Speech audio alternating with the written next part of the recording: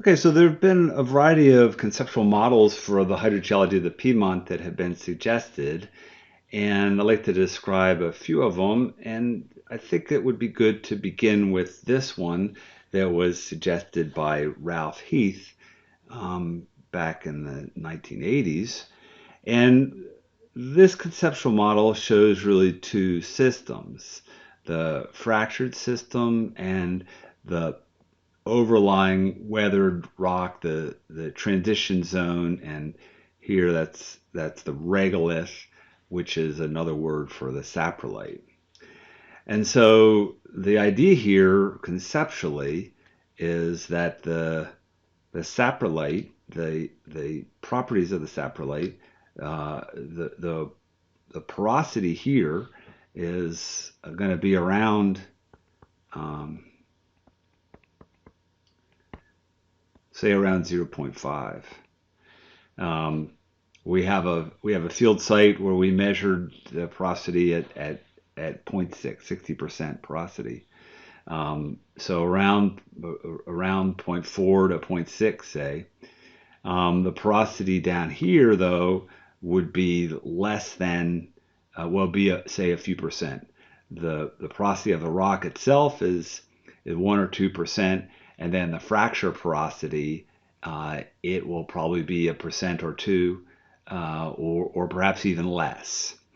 So what we have is a place where we can store relatively large volumes of water per unit area of the aquifer in the weathered zone, and then in the fractured zone, a relatively small amount of storage. But as shown here with these arrows, we can have water transmitted by flow along this fractured system.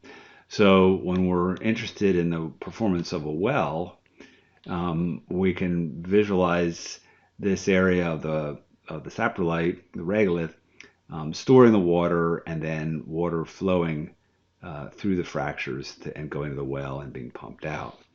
So that's the idea behind the Heath conceptual model. Really, I think focusing on the effects of a well and where the water is coming from when you pump water out of a well. And I guess the idea is that when you're dropping the head in a well, that the fractures can release very small amounts of water from storage, but they can transmit water, and the water can be released from storage in the saprolite.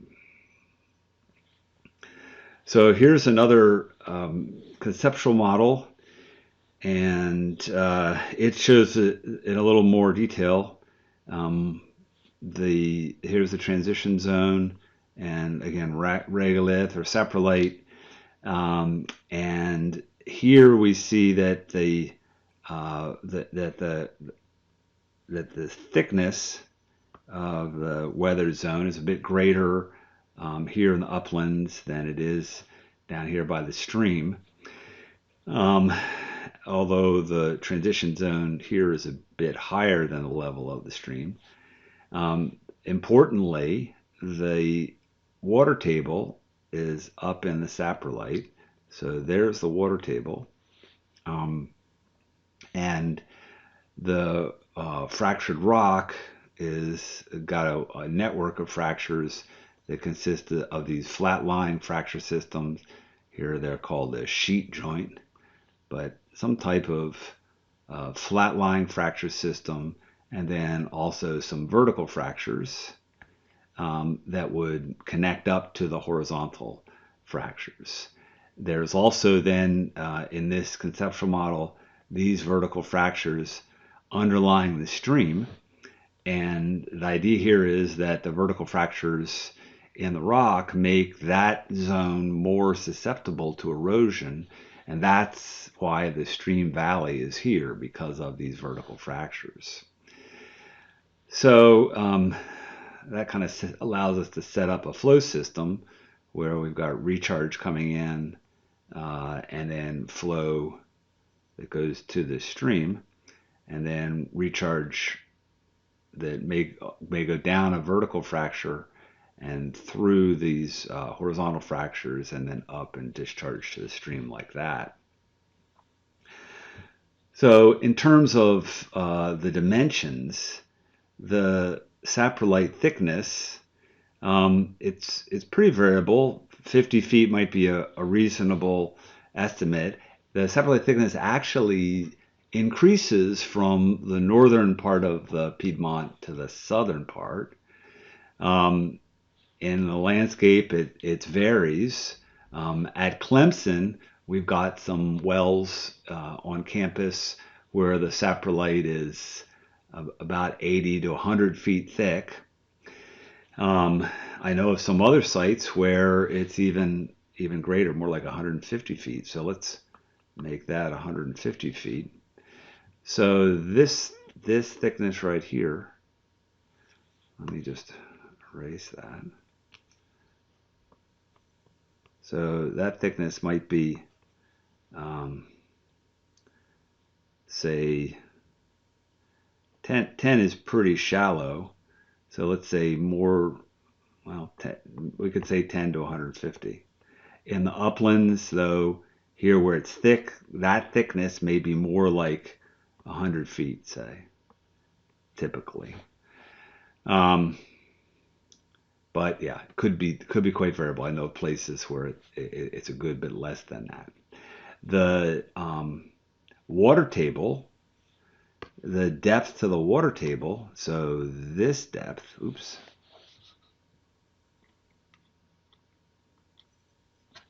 So this depth here, again, it can be pretty variable.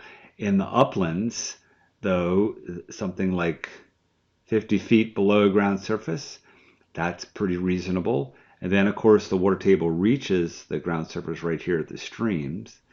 In a lot of places, a lot of the streams around Clemson are fairly steeply incised, so the ground looks like that, and the streams are incised down in this channel.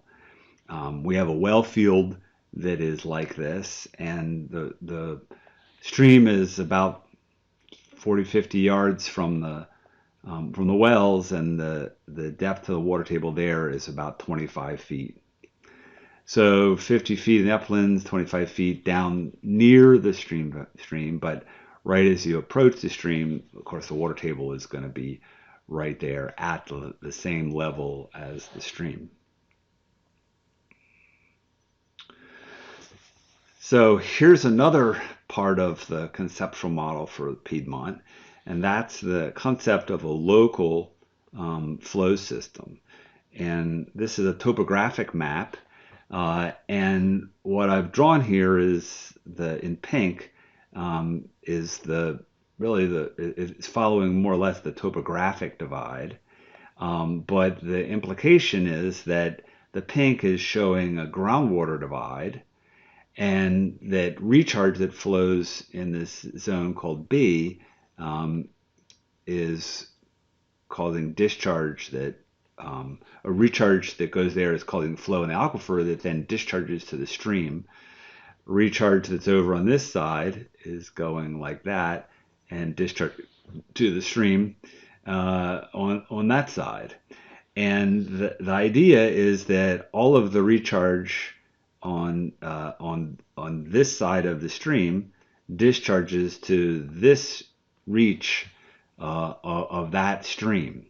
So none of the recharge is going in the aquifer and discharging to more distant streams. So that's what we mean by this local flow system. So here's another view.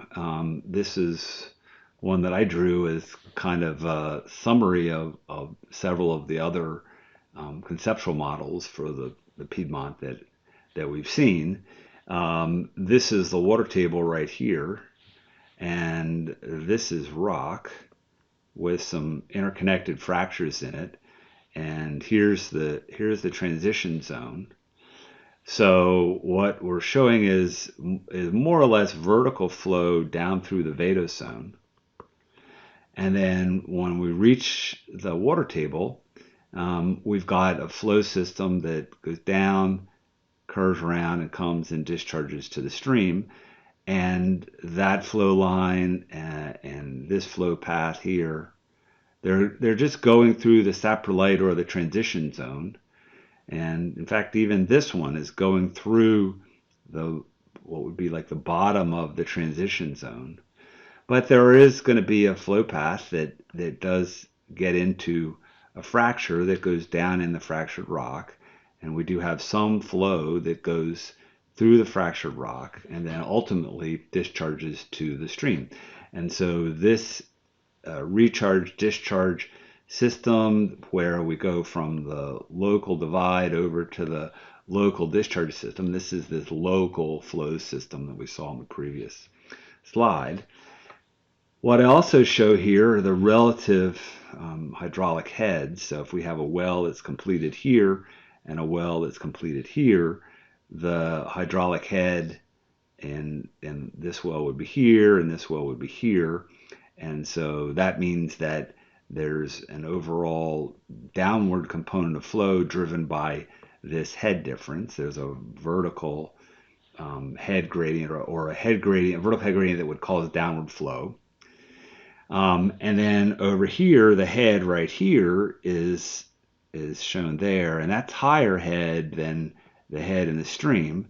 So that's what's causing the upward flow to go from the rock up into the stream.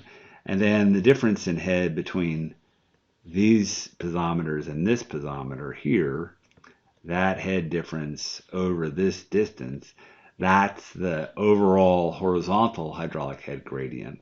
And that's what's driving this horizontal flow, generally from the uplands to the stream.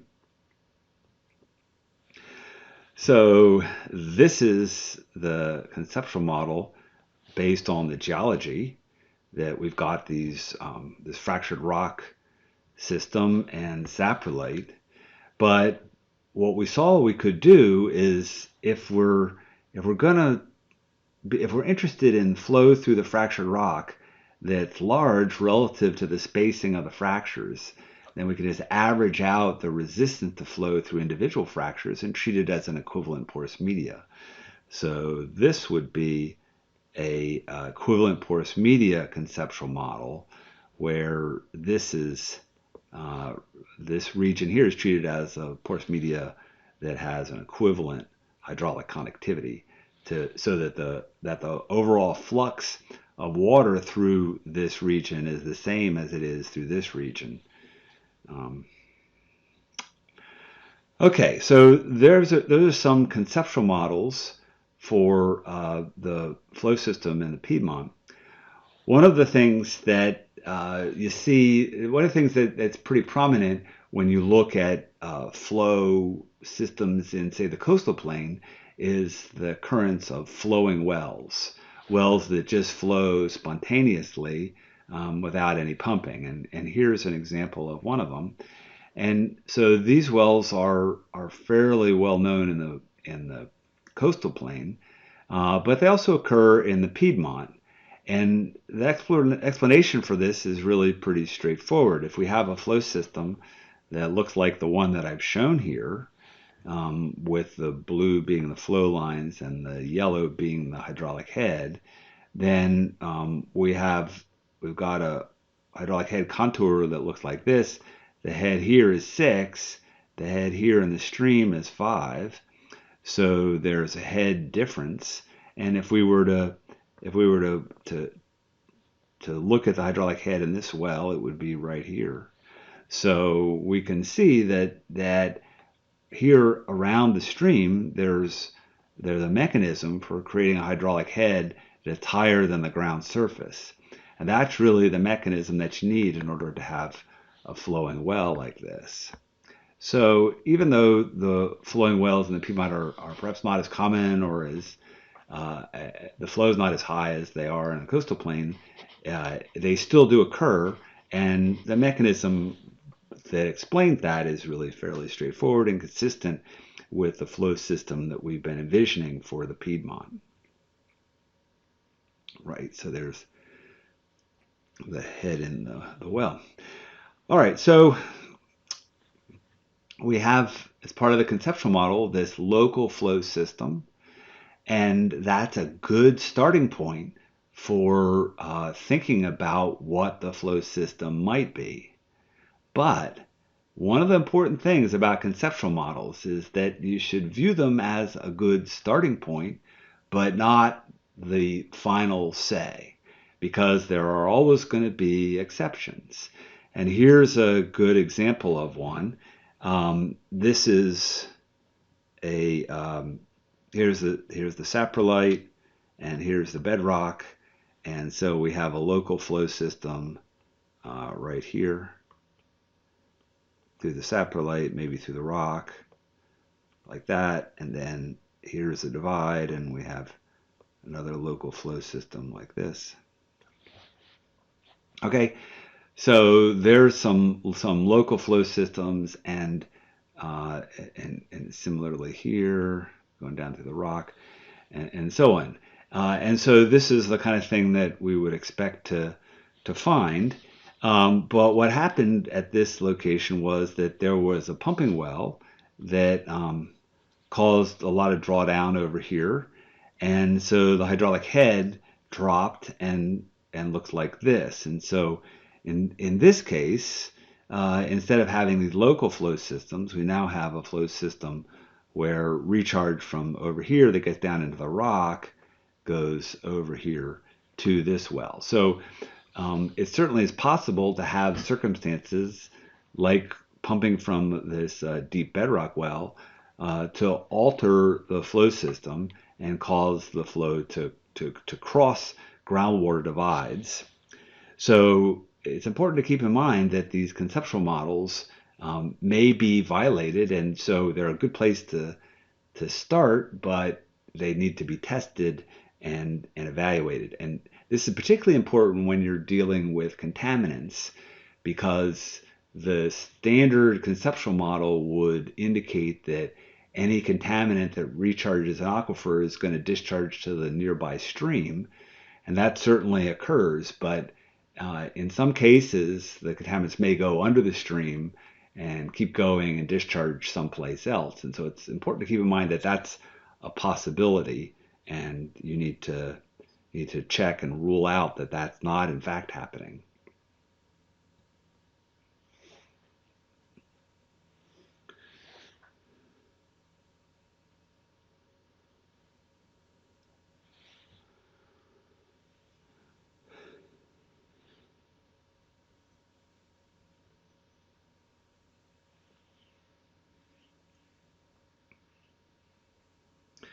Okay, another geologic factor that is recognized as something that is useful in the Piedmont is lineaments, and lineaments are linear features on topography that are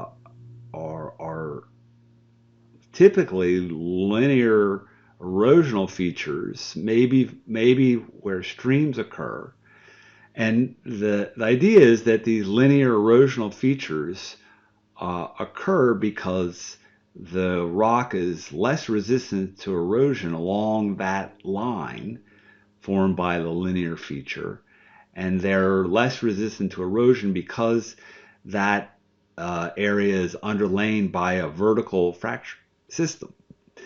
So with that context, the idea is that you could take a look at linear features on the landscape that are erosional linear features, and infer underlying steeply dipping fractures. And so this works probably in some places, and it's fairly widely used because it's pretty easy to do. So here's an example. This is a site. Here's the topographic contours, and then you can go in and mark out linear features on the landscape. And the idea is that, well, maybe these linear features represent vertical fractures, or maybe these linear topographic features are underlain by vertical fractures where the permeability might be higher. So You might want to then test this by looking at areas where fractures intersect as possible areas where the permeability might be higher, and you might have additional flow. The well yields might be higher. So that was at this particular project, that approach was done. The linear features were marked, and here they are. There are a bunch of them, and then these were evaluated. Now, this idea of using lineaments to estimate the location of vertical fracture zones can be traced back to work that was done in Pennsylvania in the 1960s in areas that were underlain by limestone. And in these places, the lineaments were identified on aerial photos and marked out like you see here. And then the intersection of these linear features was used to identify potentially good locations for drilling productive wells. Now, one thing that you notice here is that these linear features are based on erosional indicators, either in the rock or in the topography, and you don't want to get distracted by linear features like this, which are clearly just from agriculture or from roads, that kind of thing. So the linear features were used to site wells like this one and that one, and then and then here's another example of kind of a modern version of that. This is a digital elevation map of the vicinity of Clemson. The blue dot is where Clemson is. And then you can see these stream valleys here at 12 Mile Creek and 18 Mile Creek. And you can see, well, they look fairly straight.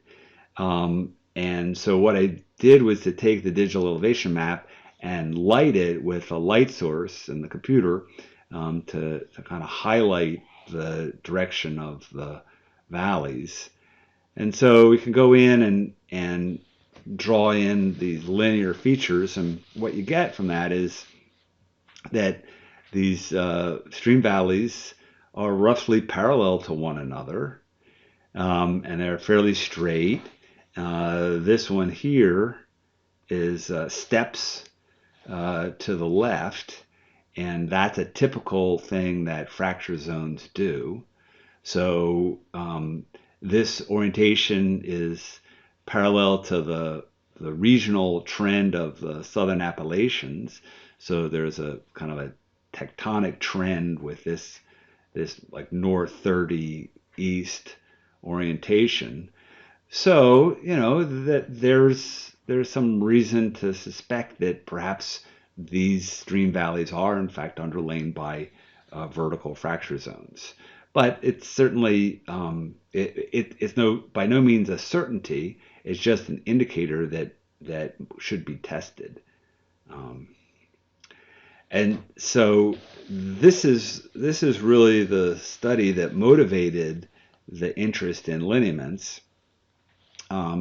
This is from work done in the 1960s. Let's see, I don't have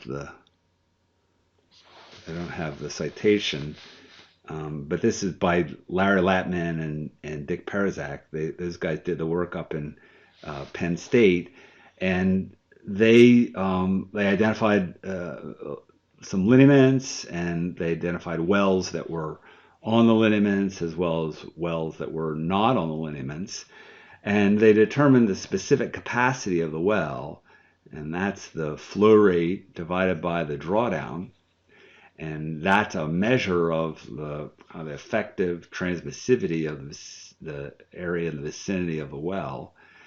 And they plotted that on percent exceeding, so a probability plot. And you can see that the wells on the lineament are the specific capacity of the wells on the lineament are considerably larger than the ones that were off the lineament. And so this was really what started a great deal of interest in lineaments in places other than the karst areas in Pennsylvania, and that includes the Piedmont. And so there have been studies done in the Piedmont that show that there's certainly reason to suspect that lineaments in some cases may be on vertical fractures, and that wells that intersect the lineaments may have a higher well yield, but it certainly is something that would need to be tested on a case by case basis, and it's not as convincing as the studies in Pennsylvania. So this is some work done by Dave Snipes at Clemson, and it shows the effects of lineaments on well yields in the Piedmont. And so this is really paralleling that work that was done in Penn State. And here are a comparison of well yields in lineaments and not on lineaments. And one thing that I should point out is that this is giving the well yield in gallons per minute. The previous study gave well yield as specific capacity, which is the yield, or the previous study really showed the well performance as specific capacity. The yield here in gallons per minute, that is some measure of the well performance, but you really should if it's possible, include the drawdown that is required to generate this yield. And the reason for that is because for any given well, it's yielding a certain amount, and you could potentially get the yield to increase if you could increase the drawdown. So the ratio of the drawdown to the well yield is, or the other way around, is what you want. But the problem is that in a lot of cases for wells that are homeowners, for example, they may not really be accessible to measure the drawdown. So in this case, most of the wells could be assessed only in terms of a well yield and not in terms of a drawdown. That's why the data are given this way. But what you can see is that on the lineaments, the yields in these different counties are a good bit higher than in the wells that are not on the lineaments. And another thing that was done by Dave Snipes is to look at well yields based on the position on the landscape. So valley, ridge, slope, and hill. And this is, I think, pretty straightforward to understand, that with the exception of the ridge. So the valley, slope, and hill, that's just the regular landscape in the valley and the slope and the hill. Ridges in the Piedmont, there's some evidence that that quartz cementation in the parent rock weathers out and is less resistant to erosion, or more resistant to erosion, and forms ridges where these quartz fracture zones are. And so the ridges then are these cemented fracture zones, and they may be lower permeability, but they may also be relatively high permeability. So what you see, what Dave Snipes found and his colleagues, was that the well yields in the valleys are greater than up on the hill, and that's consistent with the valleys being underlain by fracture zones. And the exception then is this ridge, where the ridge is a cemented fracture zone, and in some places, like in Abbeville County and in these counties, the yields were more like the yields that you would expect to find in the valley, or in this case, I guess it's a little bit higher. So you have the well yields in the valleys higher than up on the uplands. And so this is evidence of that lineament model applying to the Piedmont.